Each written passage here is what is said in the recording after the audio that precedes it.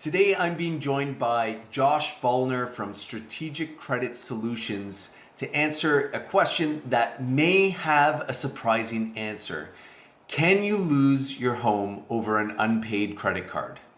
Josh is the principal and owner of Strategic Credit Solutions, a very unique service that employs a network of lawyers to reduce consumer debt without filing consumer proposal or credit counseling.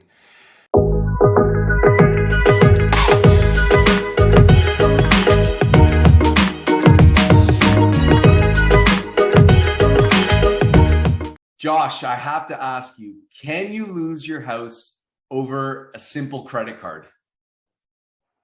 Chris, that's a great question. And it's a question that a lot of people are going to want answered in the very near future. And the simple answer is yes. Most people don't know that when you accept a credit card, you need to read the fine print, and something that reads as an unsecured Visa or MasterCard can very quickly become secured and do just that, cost you your home. That blows my mind. I mean, we understand debtor creditor law. We have secured debts, which are things like mortgages or secured lines of credit or car loans secured on the vehicle. And then you have unsecured debt, credit cards. So it blows my mind. I mean, that's even news to me that over a credit card, if it's not paid, a credit card company can actually secure that interest on your home, and you can also lose your home over that. Is that what I'm hearing? That's exactly correct. So under the terms of the contract, once you fall into default, you miss usually 3 payments. What the creditor will do is they'll do an asset investigation. And if they determine that you do own real property, instead of sending it to a third-party collection agency, more often than not, they'll send it to a law firm. And their instructions to that law firm will be seek a judgment and attach that in the form of a lien and a writ of seizure and sale against the home. Wow. And so at that point, so if anybody is getting to the point where they're getting a letter from a lawyer that now there's a judgment and it's now against the property, what should they do at that point in time? They should immediately seek out professionals to investigate the possibility of a consolidation loan. I would say that's the best place to start, because if you're receiving that notice, there's probably equity in the home. And this is something that they would have determined. People also don't know that the banks and their collection agencies and law firms have the same tools available to them that mortgage professionals and lawyers do.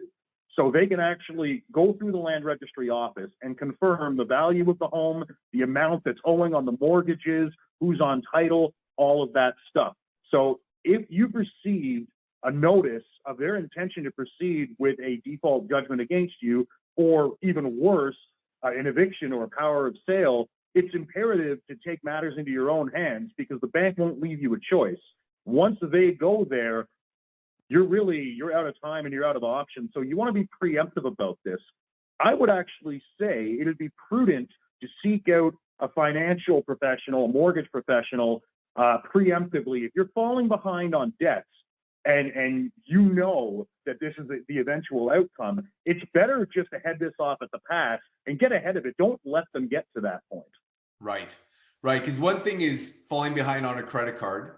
Another thing is to have the credit card company go to the courts and get judgment. And then from judgment, it's another thing to also get to the point where the sheriff gets involved and it goes power of sale and you can be evicted. So there's an order of operation here. And so just to confirm, it is possible to be evicted, to have a sheriff show up at your door if you ignore the demands and the letters over. It doesn't happen overnight, obviously. But if you just say, well, that was a credit card, it was unsecured, why would I lose my house? You can. Yes, absolutely. And what we're seeing now in the shifting economic climate, we're seeing that these creditors are becoming more litigious. And in my 11 years of experience representing clients against these type of actions, we've never seen them take that step. We've never seen them change the locks over a simple credit card. It hasn't happened until about 60 days ago. And the reason why I feel prudent to have this conversation, begin educating the public, is because we've seen things happening in the marketplace for the last 4 or 5 months. We've heard things, and some sources high up within the internal recoveries divisions have told their collection agencies and law firms to expect an unprecedented surge of delinquency next year. And accordingly, they've instructed those lawyers to act more litigiously to protect their interests. And we have a theory on why this is. So if you can imagine, you are owed money. Let's imagine that you are the bank now, and the borrower stops making payments to you, but you know they have a home, and you know that if you attach yourself to that home, values will continue increasing for 10 years. You're going to make interest at 20 to 30% every single year, like clockwork, against an asset that is very stable. You're probably going to put yourself in a position where you protect your investment by getting that judgment and attaching to the home, but you have no impetus to actually action the sale because you know that you're making 20 to 30% year over year. Now we've got a market that's heading in the other direction.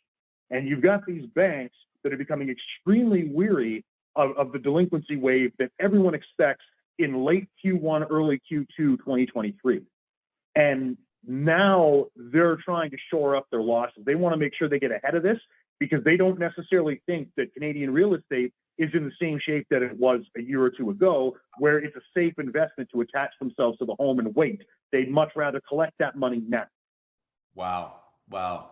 That's very interesting. I mean, I've been mortgage brokering for 15 years, 16 years now, and I can't recall an instance where we've ever seen somebody potentially lose a home over a credit card, and yet in recent times we have seen it. You and I have discussed this. So I think you've given some guidance, and rightly so. There's a little bit of shame around debt, and sometimes people ignore it, and it's a symptom of other issues in life.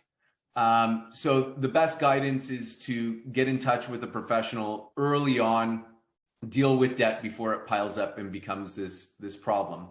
If anybody's watching this and they are getting demand letters from lawyers and or eviction notices from sheriffs, should they be in touch with you? How can you help? Well, for us to do what we do, it's predicated entirely on the client's ability to raise a lump sum of money.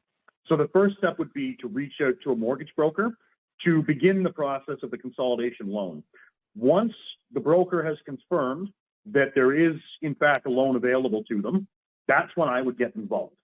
My words of caution to anyone watching this that is in that situation: don't engage with the law firm. Don't engage with them at all. Any information you provide to them will jeopardize our opportunity to reduce the debt at a later junction. These lawyers are adept at trapping people in their comments and their words. Everything you say is documented. Everything you provide them is saved. So in passing, if you make a flippant comment, it's going to go down in the file, and it's going to hinder us down the road. So it's also important to note there is no defense. There is no acceptable defense in the court beyond I did not sign the contract or I did not spend the money that will avoid a default judgment being secured. So a lot of people think, well, I have a court date. I should attend the court date and plead a hardship case. That's not a defense. You're going to lose. And what it's going to do is you're going to incur additional costs for the lawyer going in there to take the time to hear this argument. And you're also going to create a very negative sentiment towards you, and it's going to make our job very challenging because these creditors don't like wasting time. Yeah. Great guidance, Josh. And I think this is something that needs to be discussed a little bit more. It is news to me, and I thank you for spending some time with us today to discuss the issue and enlighten us. So thank you very much. I will include Josh's contact information at the end of this video. If you'd like to get in touch with Josh directly, he would encourage you to do so. My name is Chris Mulder, Toronto Mortgage Broker. If you have any questions about how we can help solve any difficult mortgage situations, please reach out with confidence anytime. Bye for now. Thanks so much, Josh.